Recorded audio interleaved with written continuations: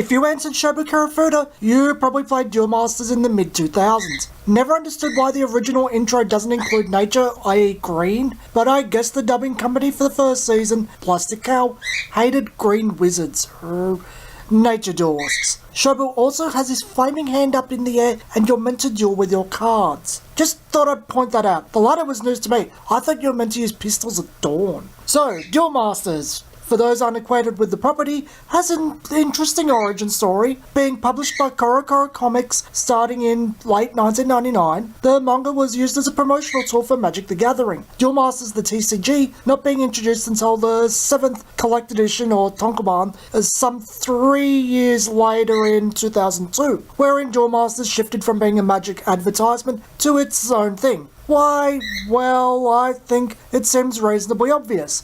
Mirage was the first Magic set in Japanese in late 1996. It probably didn't do amazingly there, so needed promotion. Hence Duel Masters, the Magic manga. After 2 and a bit years, it didn't help. Market research probably showed them why, but the manga itself was popular, and Duel Masters, as we know it today, was born, a Magic mod for the Japanese market. It's also worth noting that Duel Masters was the biggest TCG in Japan for quite some time. It was released in the West 2 years after, in early 2004, and died out in late 2006, after some 13 or so sets, I believe. Eventually it was revived as Kaijudo, with some fairly extensive changes. It too suffered the same fate, but in Japan, Duel Masters continues. Wizards says it's spiking in popularity again too. Here's some interesting little tidbits though. Wizards has in the past tested mechanics like double face cards in Duel Masters before they were implemented in Magic. Duel Masters shares many concepts with Magic, going as far to having its own slivers in Survivors,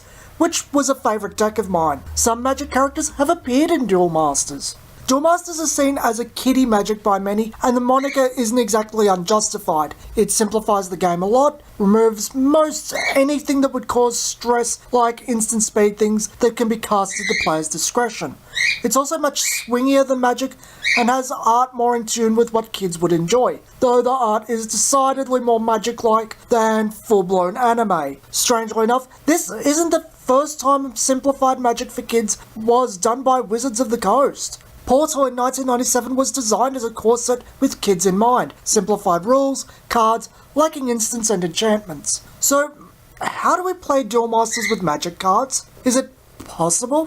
Well, unlike most Magic mods and clones, Duel Masters doesn't really change enough to make it have core concepts that can't be transferred over. Even ones relating to certain aspects, Duel Masters doesn't share with Magic and vice versa. Due to certain quirks, we can approximate them for the most part. Let's start with the most basic thing. What cards from Magic can't be used in a Duel Masters type format? Only lands and planeswalkers. The first is self-explanatory. Duel Masters has an alternate way of generating mana, and the second, there are no corresponding cards to planeswalkers. Of course, some cards are mechanically incompatible due to how Duel Masters plays. A good example would be Counterspell. There is also the reverse. Magic can't adequately replicate evolutions to my knowledge. But for the most part, everything transfers over. I'll walk you through the game and how everything transfers over as it becomes relevant. Deck construction is simple. The deck is exactly 40 cards. Everything is limit 4 like normal. No fuss, no muss. You start the game by placing the top 5 cards face down in front of you. These are your shields, a variation of life points.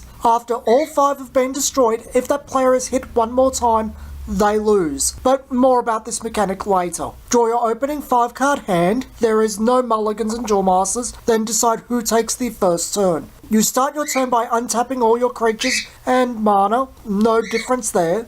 Again, like Magic, first turn player doesn't draw a card, but normally you draw a card. Here is the first gameplay difference. Duel Masters has a specific phase for placing a resource on the board, unlike Magic where it is part of the main phase. But without lands, what is the resource? Any card from your hand placed upside down into the mana zone. Everything produces what colour they are. So red cards produce red, black, etc.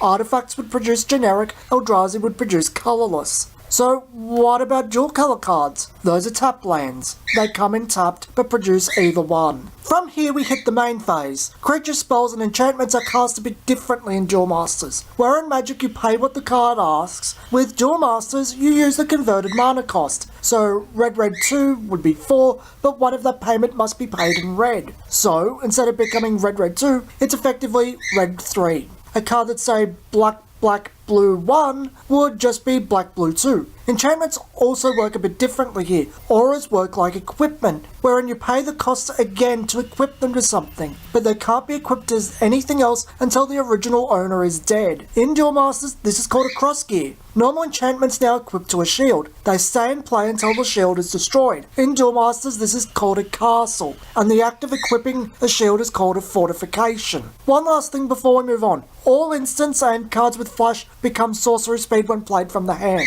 Duel Masters does have a way to use them at instant speed, but not in the way Magic does. I mentioned counterspells would be incompatible with Duel Masters. This is exactly why. In the strictest sense, there is no instant speed actions. Let's move on to the battle phase. Unlike Magic, where you declare all attacking forces in one fell swoop, Duel Masters acts like most other games, one by one. The battle phase in general is nothing like Magic actually, but before I get ahead of myself, I need to mention something. The battle phase is the only time you can use tap abilities. Yes, that does make Mana Dorks completely useless and does ruin how you'd use some things, but c'est la vie. So you declare an attacker, tap it. Here is where something gets a bit interesting. You can choose between a shield, of your choice, and a tapped creature. So everyone has some type of board control. How does your opponent react? Well, Duel Masters has an ability called Blocker, wherein the creature may block another. Yeah, not everything can block in Duel Masters. Seeing as Magic has nothing like this, how does it work here? Well, I figured an approximation would be creatures with a higher toughness than power become blockers, with creatures with a printed power of 0 gaining Defender. Since Duel Masters only has 1 combat value instead of 2, I figured they should be combined for battle. Not spell effects, but just battle. I thought this might be a little broken at first, but things with 0 power usually have very high toughness. A 0-4 for 2 or a 0-3 for 1 isn't terribly uncommon, and a combined power and toughness of roughly the same is normal. So combat itself is simple. Higher wins, same both die. What if it's not blocked? The shield goes to your hand, but if it was instant speed or has flash, it becomes a shield trigger. You get to cast it instantly without paying the cost. Just use it. This is where instant speed is a thing in Duel Masters, but it's very different to Magic. There is no main phase 2. Turn just ends. That's it for turn structure, but I need to clarify some things. Due to how the game functions, life is not equal to shields, so lifelink and burn don't really work. However, if life gain of a static value is over 4, I would say that is when you put that card into the shields. However, life gain of a static value over 4 would probably be the equivalent of, if it's a spell, putting it into your shields, or if a creature putting the top card of your deck into your shields face down. Shield gain is rare and should be restricted. The breaker type abilities are a bit hard to transfer over, especially since Magic plays much lower to the ground than Duel Masters, but I think I have a way.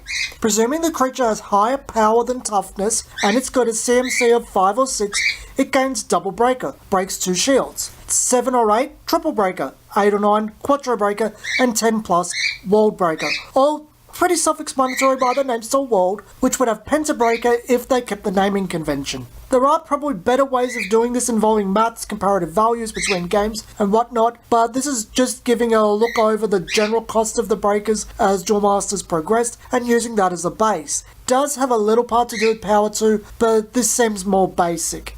So if you're super nostalgic for Duel Masters, but don't want to play the Japanese cards, or just want another way to use your Magic cards, why not give this a try? I have 2 other formats for Magic I'm brewing, something else using Magic cards to play another game that's cloning Magic, and something I feel is a bit more interesting on a lore level. But this has been Some Gamer Dude, and I'll see you guys next time.